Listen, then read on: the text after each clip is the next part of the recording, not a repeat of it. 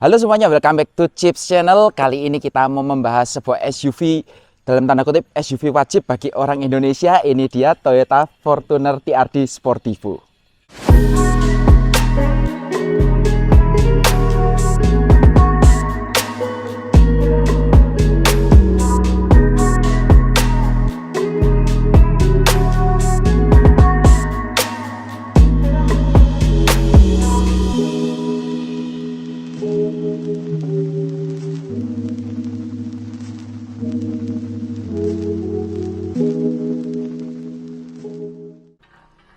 Kalau kita berbicara mengenai Toyota Fortuner ini dalam tanda kutip merupakan SUV wajib bagi kaum yang sudah mapan atau yang sedang istilahnya naik daun. Dan mobil ini banyak digunakan oleh petinggi-petinggi di negara kita. Nah, banyak juga yang melakukan modifikasi seperti dipasang lampu rotator atau dipasang bunyi-bunyian. Ya, kalian tahu lah ya. Kalau kalian yang belum pasang, tolong-tolong gitu ya, jangan dipasang karena itu memang untuk kepentingan instansi tertentu. Jadi kita sebagai warga negara yang baik ya, jangan kita pasang yang seperti itu karena itu benar-benar mengagetkan. Saya sering juga mendapati ada bunyi-bunyian seperti itu, di belakang ada lampu rotator. Saya lihat Toyota Fortuner ternyata platnya hitam. Jadi tolonglah ya, itu biarkan untuk instansi yang berkepentingan aja. Nah, sebelum kita lanjut membahas mobil ini, kita mohon dukungan dari kalian semua. Kalau kalian suka dengan video kami ini, tekan tanda jempol ke atas. Jangan lupa share video kami sebanyak mungkin. Jangan lupa di subscribe karena subscribe itu gratis.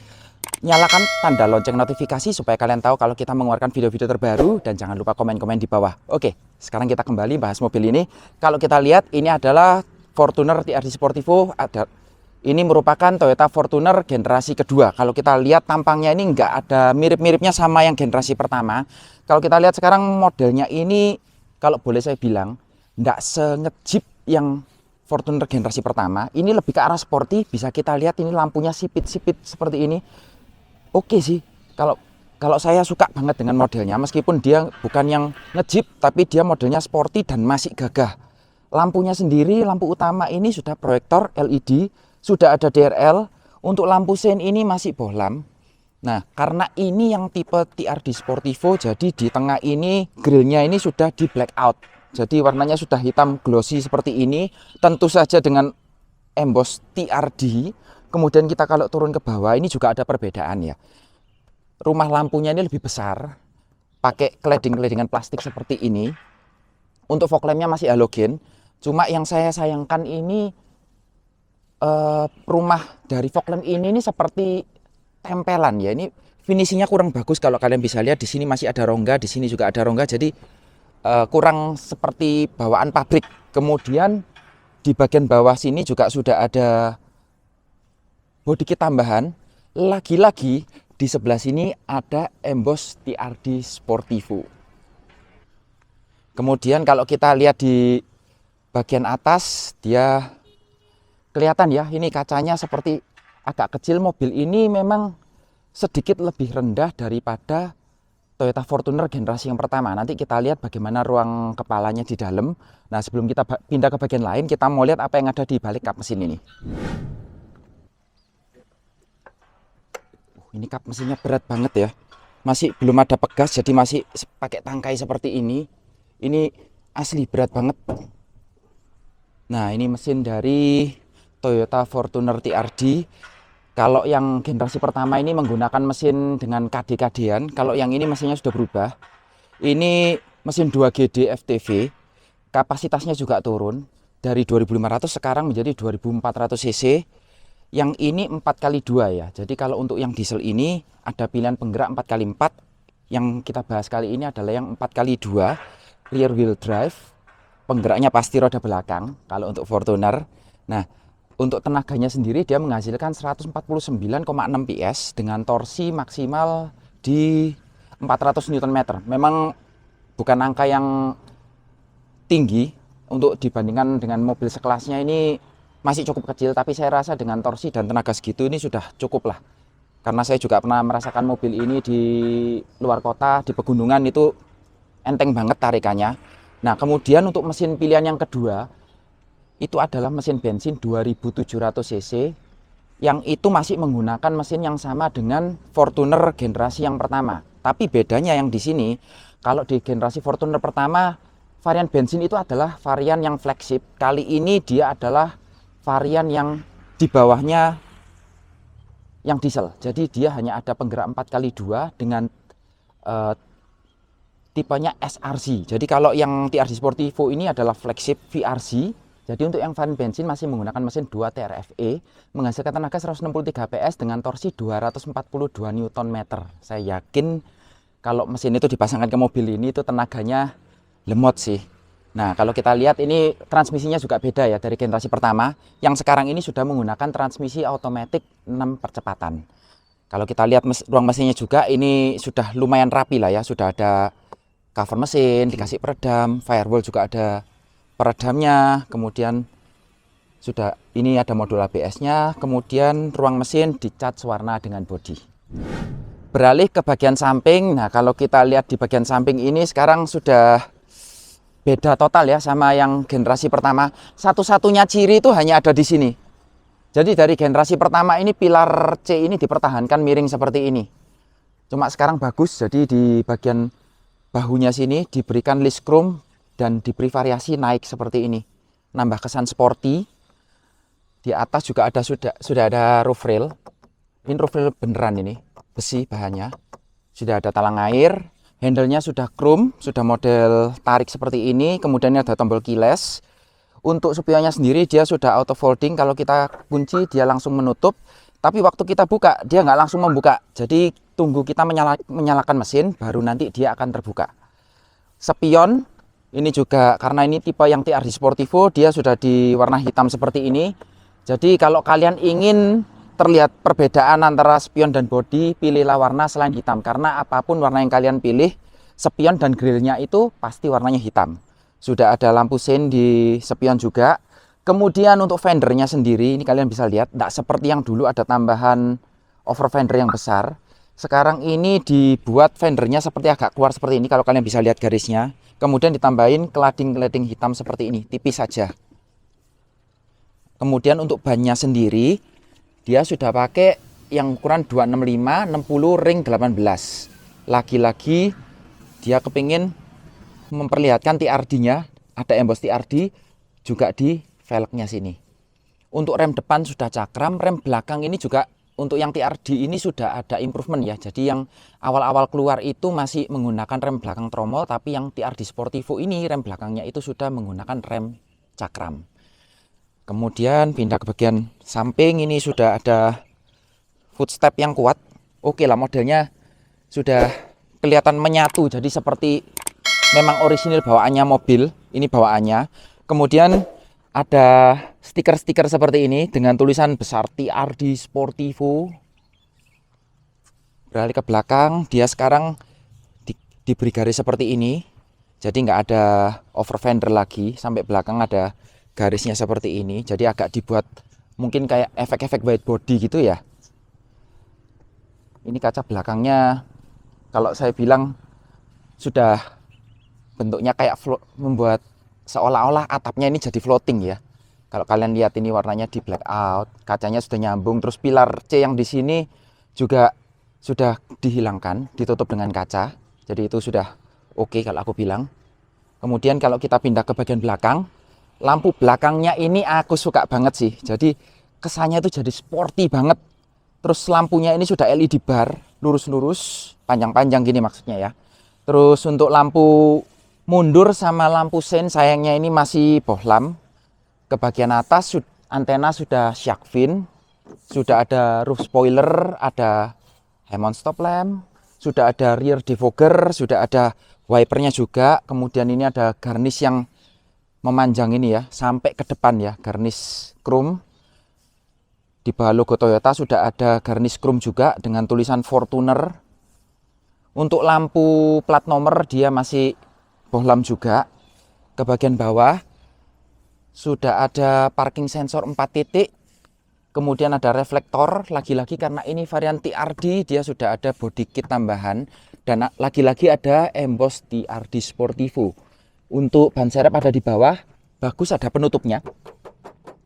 Kemudian untuk knalpot ada di sebelah kanan. Sebelum beralih ke bagian lain, seperti biasa kita mau lihat seberapa besar bagasinya, tapi yang mau saya jelaskan di sini, bagasi dari Fortuner ini sudah menggunakan power tailgate. Jadi cara bukanya kalian bisa langsung dari handle elektrik yang ada di atas plat nomor ini, atau kalian bisa dari dalam di bagian dashboard, atau kalian bisa buka dari kuncinya sebelah sini.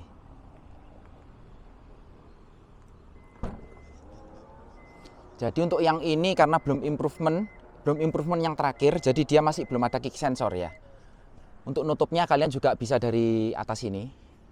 Nah, kalau kalian lihat bagasinya seperti ini. Sorry.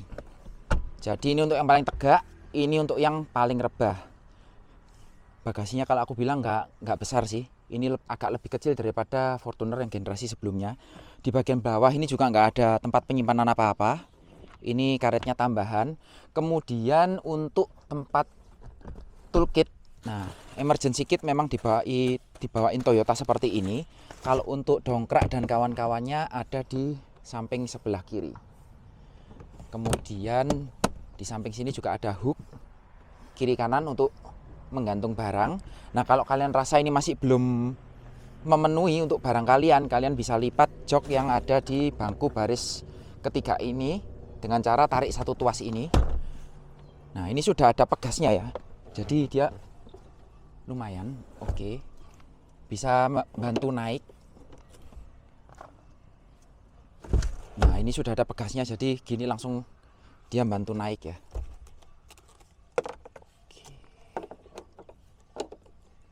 Oke, seperti ini. Kalau kalian rasa masih kurang luas, kita masih bisa lipat jok bangku di baris kedua.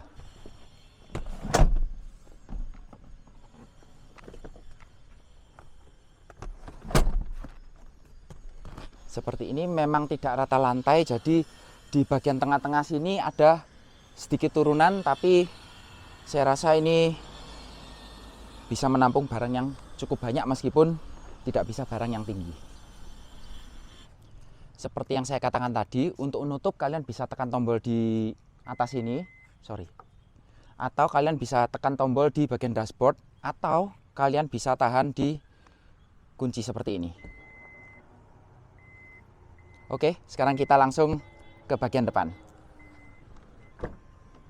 Sebelum masuk ke bagian interior, seperti biasa, nah saya tadi di depan lupa menjelaskan ukuran mobil ini sekarang lebih panjang sedikit daripada generasi yang sebelumnya. Sekarang panjangnya 4,8 meteran dengan lebar 1,85 meteran, tingginya ini sedikit lebih rendah daripada generasi yang pertama di 1,83 meteran. Nah nanti kita bakalan lihat gimana rasanya ada di dalam Toyota Fortuner ini. Tapi sebelum itu kita mau lihat bagian door trimnya. Untuk pintunya sendiri ini rasanya kurang berat ya untuk mobil dengan harga segitu. Kemudian bahannya ini masih didominasi dengan plastik keras. Tapi untuk bagian sini dan armrest ini sudah dilapis kulit dan ini sudah soft touch ya. Ini empuk ini. Ada bantalannya bagus. Kemudian handle-nya ini dilapis dengan chrome. Sudah ada tweeter. Kemudian untuk pengatur spion ada di sebelah sini. Untuk kiri kanan tinggal diputar aja. Untuk foldingnya bisa ditekan lewat sini. Tapi ini juga sudah auto folding. Sudah ada window lock dan power door lock. Dan yang saya suka, power window-nya sudah all auto. Ini di Pajero sampai yang kemarin kita review aja belum seperti ini ya. Belum all auto ya. Kemudian di bagian bawah sudah ada cup holder, door pocket, ada speaker, sudah ada lampu. Jadi ini bagus ya untuk penerangan, memberitahu mungkin kendaraan yang ada di belakang kalau kita lagi buka pintu, sekalian untuk menerangi bagian bawah. Kemudian sebelum kita masuk, di bagian samping ini sudah ada footstep yang ada embossnya Toyota. Footstep plastik ini ya. Kemudian di bagian samping ini banyak tombol. Ini untuk parking sensor yang corner sensor depan. Ini untuk parking sensor belakang. Tombol on off power back door. Ini untuk power back door-nya. Sudah ada pembuka kap mesin, pembuka tangki bahan bakar. Hand grip bagus untuk bantu karena mobil ini tinggi ya, sasis tangga, jadi sudah ada footstep, sudah ada hand grip, bantu kita untuk naik ke mobil ini. Oke, sekarang kita hidupkan dulu mesinnya. Otomatis terbuka spionnya.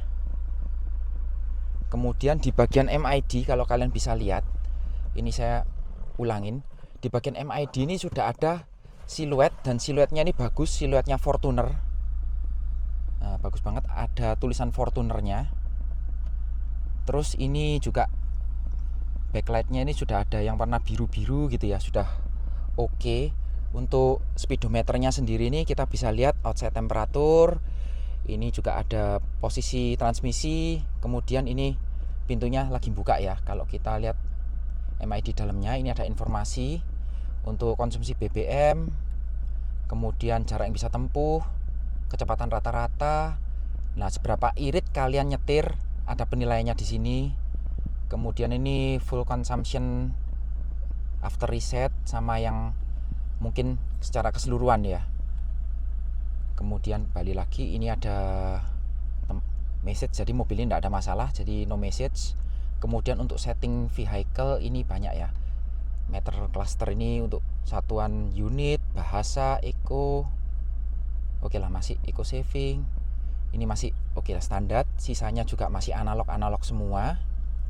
Kemudian untuk setirnya ini, pengaturannya ini dia sudah bisa tilt, sudah bisa teleskopik. Meskipun teleskopiknya ini saya rasa nggak terlalu jauh ya, tapi sudah oke lah membantu posisi mengemudi. Untuk sebelah kanan ada saklar headlamp. Headlampnya ini sudah auto, fog lamp sudah terintegrasi. Kemudian di bagian kiri ini untuk wiper depan belakang sudah intermittent dan bisa diatur intervalnya. Untuk setir sudah dilengkapi dengan pedal shift. Terus setirnya ini sudah lapis kulit ya, sudah lapis kulit.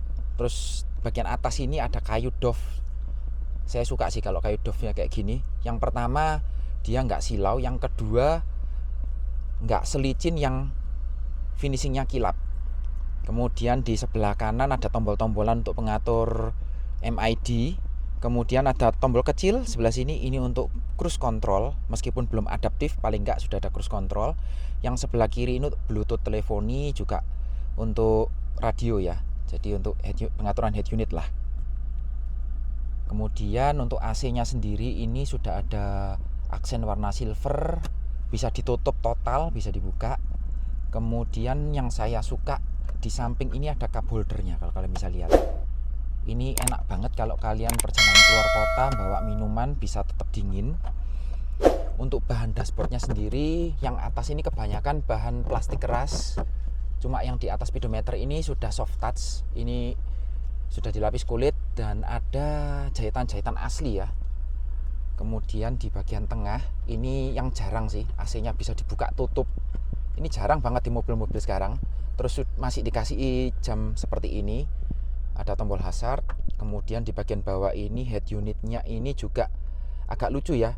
Ini masih pakai CD loh. Jadi bisa kalian atur. Nah, posisinya bisa kalian atur agak datar atau agak miring. Kemudian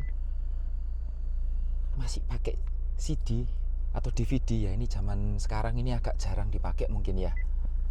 Oke lah, untuk kelengkapannya sendiri ini juga cukup lengkap. Sudah ada navigasi, kemudian ada Bluetooth, ada radio yang pasti, kemudian ada USB, terus ada Miracast. Sudah cukup komplit lah, ada navigasi, ada mirror link, sudah Android Auto sama Apple CarPlay kalau nggak salah ya. Mungkin kalau salah tolong dibenarkan di komen-komen di bawah teman-teman. Nah, kemudian ini juga ada indikator untuk airbag passenger. Saat ini posisinya on, jadi bisa kita off kan dari samping.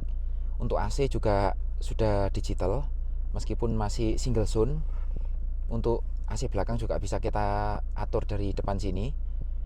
Sudah ada pengaturan air circulation, rear and front defogger, ini bagus banget. Kemudian ada pengaturan AC seperti biasa, lengkap ini. Kemudian untuk temperatur paling rendah 18 derajat, paling tinggi 32,5 derajat mungkin ya. Jadi dia ada heaternya. Oke, sini ada tombol shortcut untuk navigasi atau video, ada power outlet 12 volt, ada tempat penyimpanan terbuka kecil. Kemudian sini ada tempat penyimpanan terbuka lagi. Ini ada cup holder. Terus tuas transmisi ini model gate type ya. Jadi ada drive biasa atau kalian bisa masukkan mode sport, bisa diatur secara manual 6 percepatan. Ini untuk shift lock. Handbrake-nya masih model tarik seperti ini. Ini ada tombol untuk mode berkendara. Kemudian yang terakhir di sini ada armrest, ada tempat penyimpanan yang cukup besar. Oke, di bagian samping ini saya suka ya. Ini tempat penyimpanan ini dilapis kulit ini ya. Ada jahitan-jahitan asli. Kemudian di dalam ini kalau kalian bisa lihat ini ada bukaan. Ini ada pendinginnya loh. Jadi kalau kalian naruh minuman di dalam sini untuk perjalanan jauh, minuman kalian bisa tetap dingin. Kemudian di bagian bawah ini juga ada tempat penyimpanan, soft opening juga. Terus di bagian samping sini juga masih ada cup holder. Bagus banget sih. Untuk airbag, sayangnya untuk yang tipe 4x2 ini airbagnya kalau nggak salah cuma 2. Jadi kalau mau yang 7 kalian harus naik upgrade ke yang penggerak roda 4. Itu aja sih yang saya sayangkan. Kemudian di tengah dashboard ini sudah ada aksen-aksen silver. Kemudian di samping ini juga dilapis dengan kulit plus ada jahitan asli, meskipun jahitannya beda ya. Mungkin yang sini kayak putih, yang sini coklat ya kayaknya ya. Terus untuk bagian atas ini spion day night view. Untuk sun visor sisi pengemudi ini sudah ada vanity mirror model geser. Kemudian ada lampunya. Terus sudah ada card holdernya. Ini ada tempat kacamata. Untuk lampu kabin ini bagus, sudah LED semua. Untuk vanity mirror sebelah penumpang juga ada vanity mirror model geser, ada lampunya juga. Oke, untuk hand grip ini jarang-jarang ya. Jadi bagian pengemudi juga dikasih hand grip model retract. Jadi lengkap hand gripnya, dari baris 1, 2, 3 dapat semua. Kemudian di bagian atap ini ada roof monitor yang kecil, nanti kita lihat aja di belakang. Kalau saya sih ini ukurannya agak kecil sih ya untuk ukuran mobil-mobil sekelasnya ya. Kemudian untuk ruang kepala ini masih oke, ada 5 jari. Seat belt ini juga sudah bisa diatur naik turunnya. Jadi bisa diatur naik turunnya.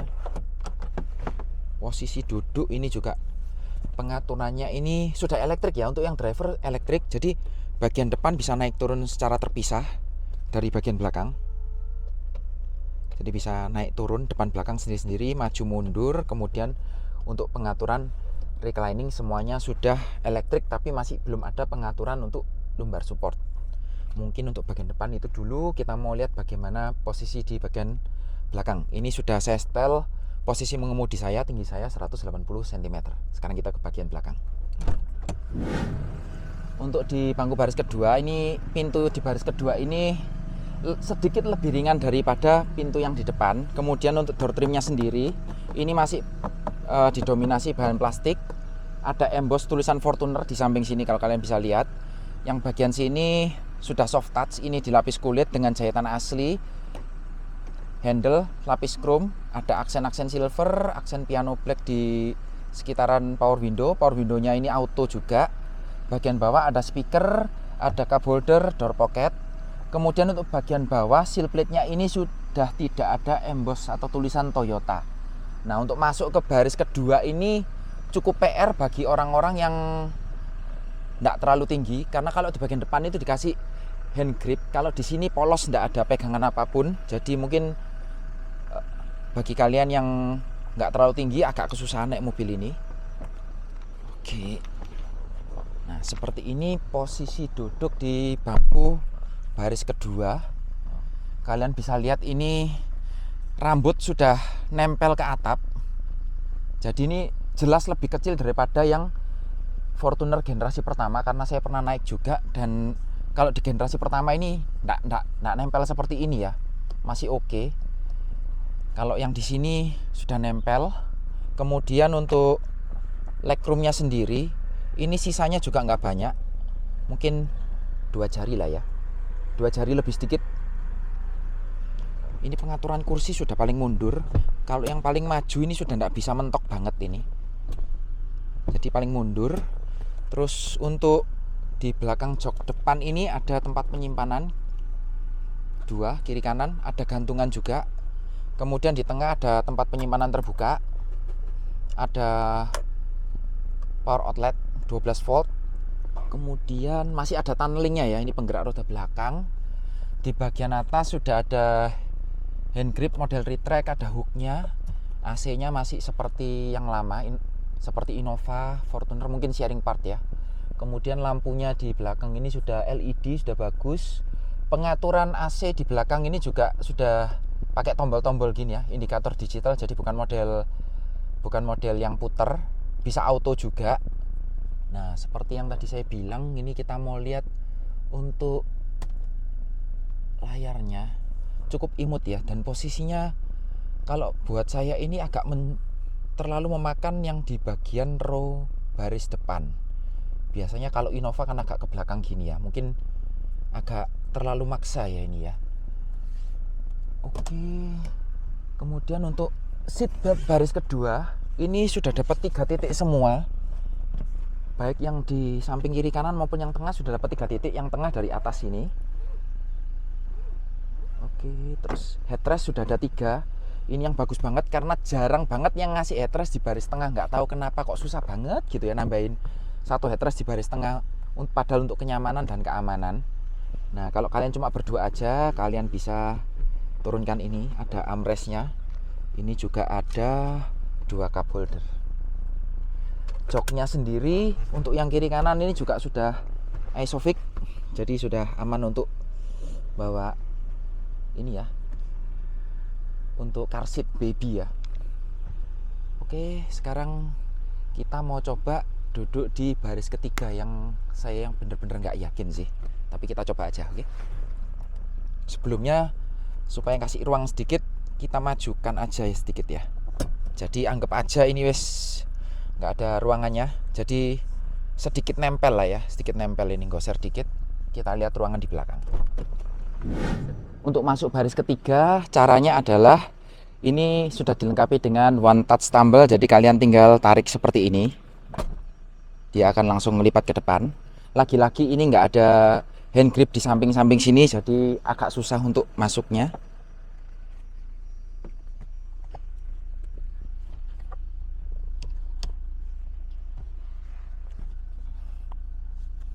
Posisi iya beneran nggak cukup, jadi kalian bisa lihat ini masih belum nempel ya, bagian kepala ini masih belum nempel, ini udah mentok sama atas, jadi nggak cukup. Untuk legroom ini juga nempel, nggak ada sisa legroom. Padahal untuk ruang kaki masih ada sedikit, seharusnya ada sedikit, tapi legroomnya nggak cukup. Posisi duduknya juga agak jongkok, nggak menopang paha dengan baik. Di bagian samping ada tempat penyimpanan agak dalam, lumayan besar. Sebelah kiri juga ada tempat penyimpanannya juga. Masih ada AC sampai baris ketiga. Kemudian ada lampu untuk lampu bagasi.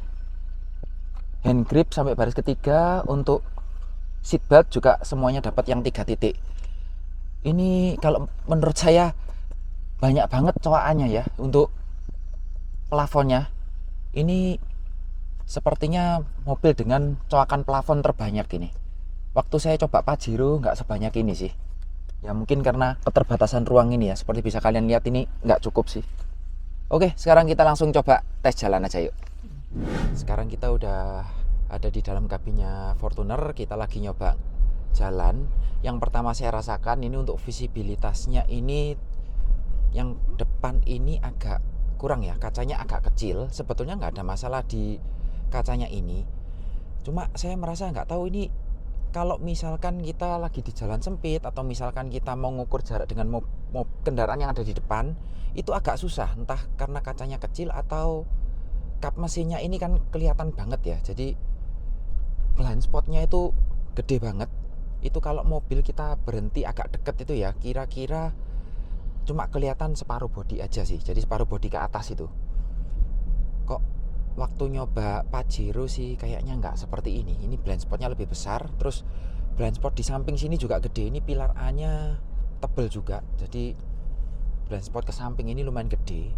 Untuk penglihatan ke samping, spion ini oke semua sih. Ke belakang dari spion tengah oke. Cuma kalau kita lagi mundur, ini untung saja mobil ini sudah dilengkapi dengan kamera belakang. Kalau kalian bisa lihat itu pilar C di sampingnya row kedua, jok row kedua itu blind spotnya besar banget sih itu. Jadi kamera parkir di mobil ini tuh bantu banget.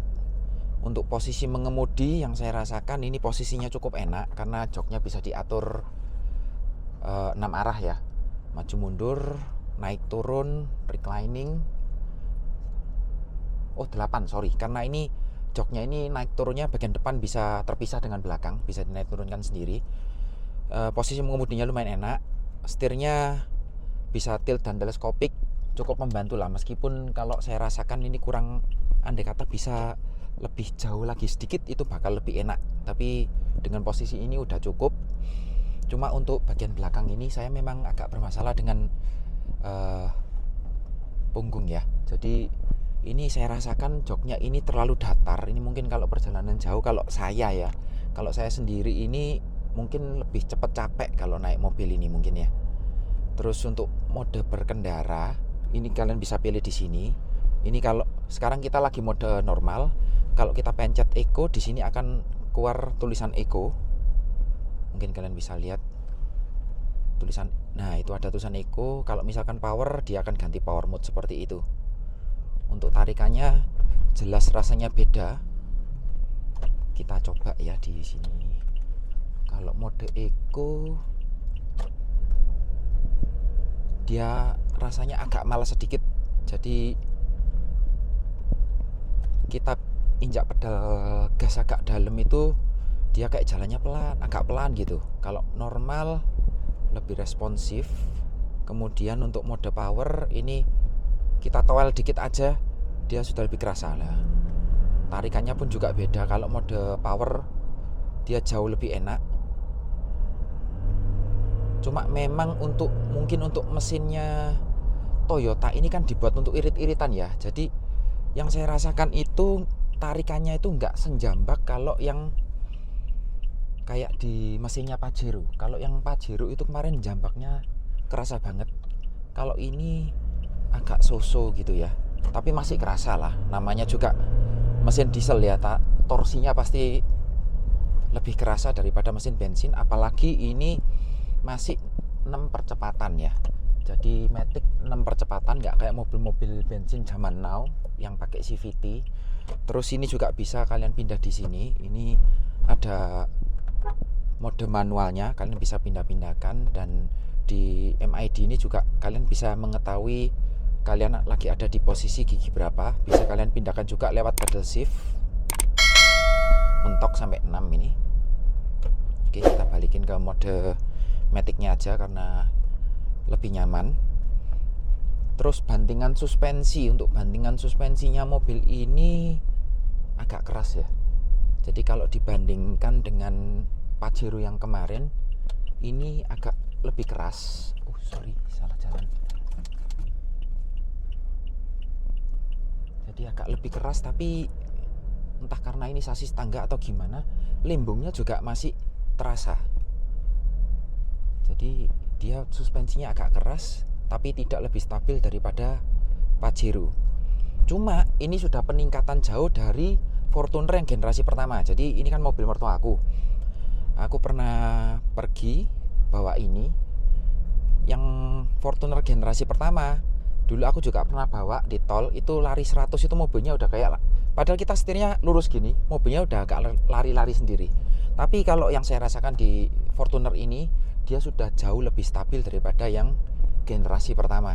Itu sudah oke lah menurut aku. Kemudian untuk dudukannya ini, side supportnya cukup besar, menopang tubuh dengan baik. Cuma joknya ini nggak bisa dibilang empuk, ini agak keras. Jadi kalau diibaratkan itu seperti Pajero generasi yang pertama.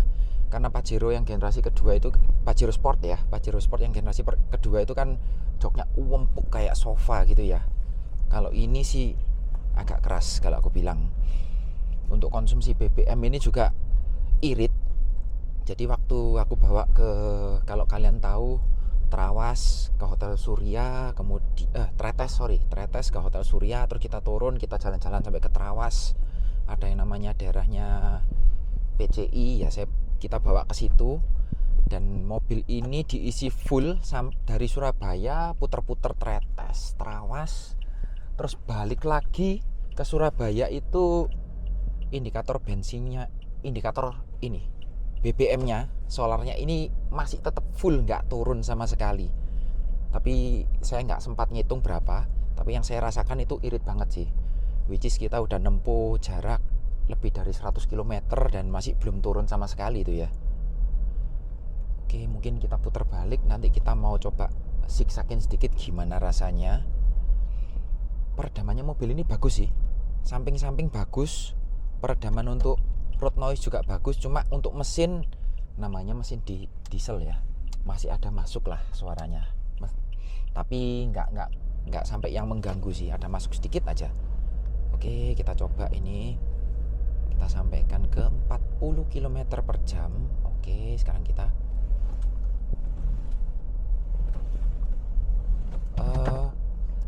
kalau yang saya rasakan sedikit lebih stabil daripada Pajero Sport yang generasi kedua.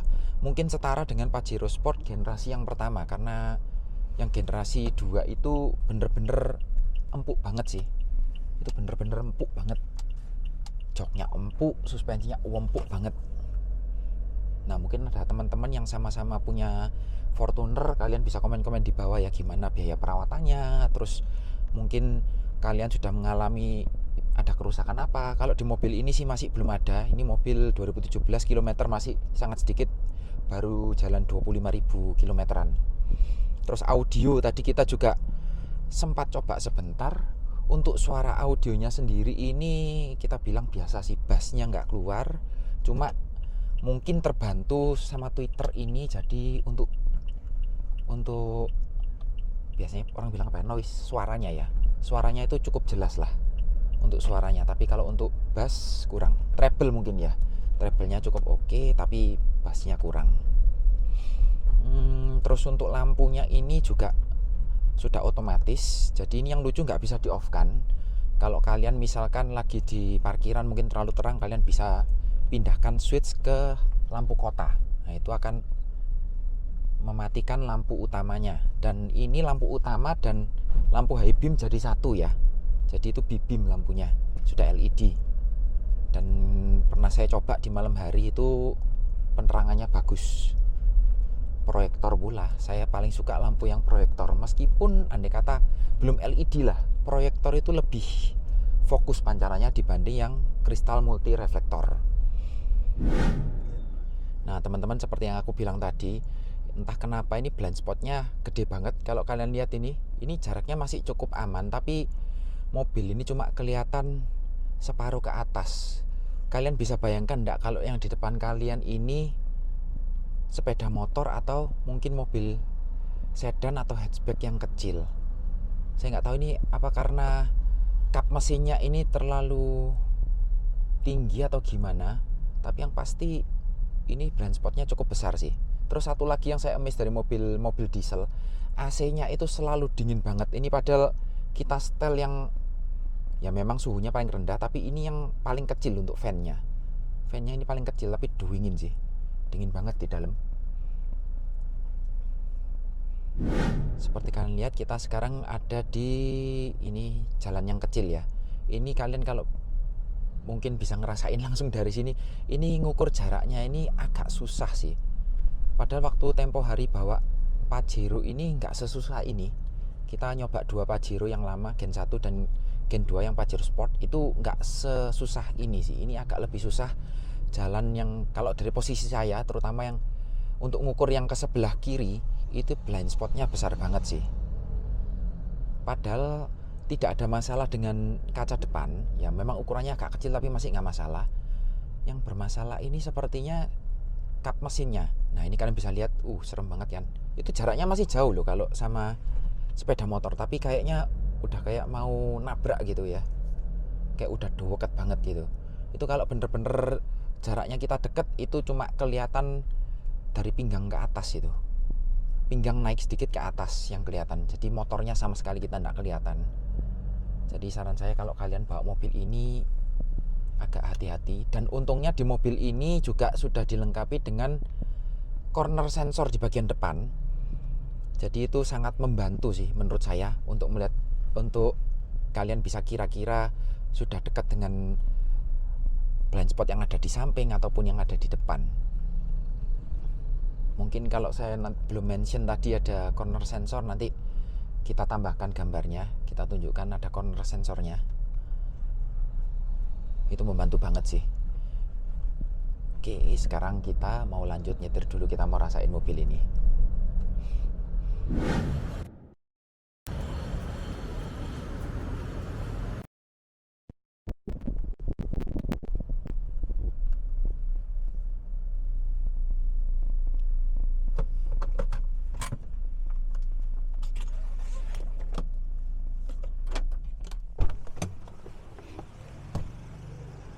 Sekian teman-teman review singkat saya mengenai Toyota Fortuner TRD Sportivo. Mohon maaf apabila ada salah-salah kata atau perbuatan yang kurang berkenan bagi kalian semua. Saya Christian pamit undur diri, sampai jumpa di video berikutnya.